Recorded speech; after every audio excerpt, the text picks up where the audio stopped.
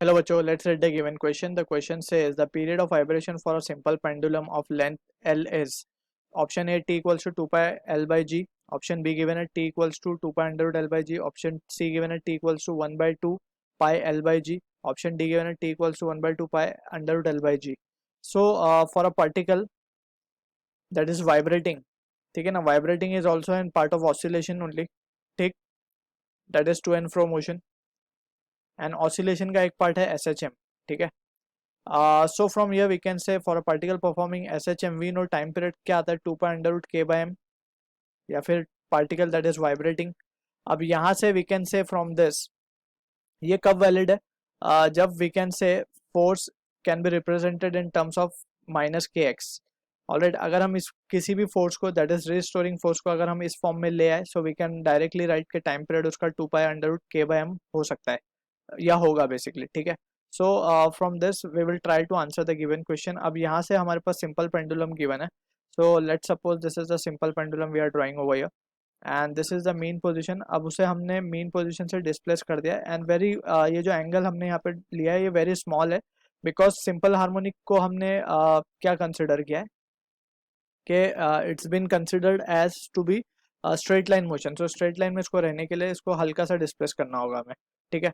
सो ये आ गया थीटा और लेट सपोज इसका मास हम m मान ले. सो mg दैट इज वेट उसका नीचे की तरफ will be acting downward and इसी के कंपोनेंट्स को अगर हम रिजॉल्व कर लें आएगा along the which is directed towards the mean position और उसकी वैल्यू क्या आएगी mg साइन थीटा एंड एक वर्टिकल कंपोनेंट आएगा जिसकी वैल्यू आएगी mg कॉस थीटा, ठीक, because this angle is what theta by corresponding angle we can say this angle is theta. अब यहाँ से we can say if length हमें l दी गई है यहाँ से we can say since theta is very small, since theta is very small हम क्या लिख सकते हैं sine theta will be equals to theta, ठीक है ना. Sine theta will be approximate equals to theta. अब यहाँ से also we can have a discussion के let's say we have an arc that is been formed with angle theta और ये length l है और this is x. So by arc length क्या लिख सकते हैं हम, arc length can be written as x equals to l theta. So यहाँ से हम लिख सकते हैं x is equals to l theta, ठीक. अब यहाँ पे वी कैन क्लियरली सी हमने इसको इस तरफ डिस्प्लेस किया था टुवर्ड्स राइट और restoring force is acting towards left, ठीक है. सो हम क्या लिख सकते हैं जो रिस्टोरिंग फोर्स है that is f can be written as minus of mg theta और थीटा को हम क्या लिख सकते हैं theta can be written as x by l, ठीक है. This is the restoring force we are getting और नेगेटिव इस वजह से लगा है कि रिस्टोरिंग फोर्स और डिस्प्लेसमेंट दोनों का डायरेक्शन अपोजिट है. This is the direction of x and this is the direction of force, ठीक.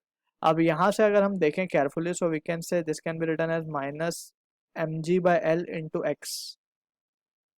सो वी कैन क्लियरली सी के हमने इसको इस फॉर्म में रिप्रेजेंट कर पाए हैं हमने. So on comparing we can say f this is of the form minus kx.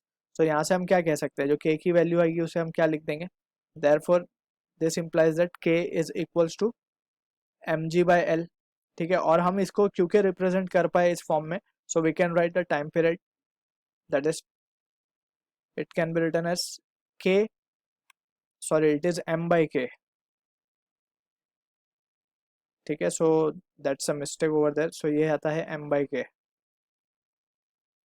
That we need to be careful. अब यहाँ पे हम जस्ट सब्सटीट्यूट कर देंगे वैल्यू.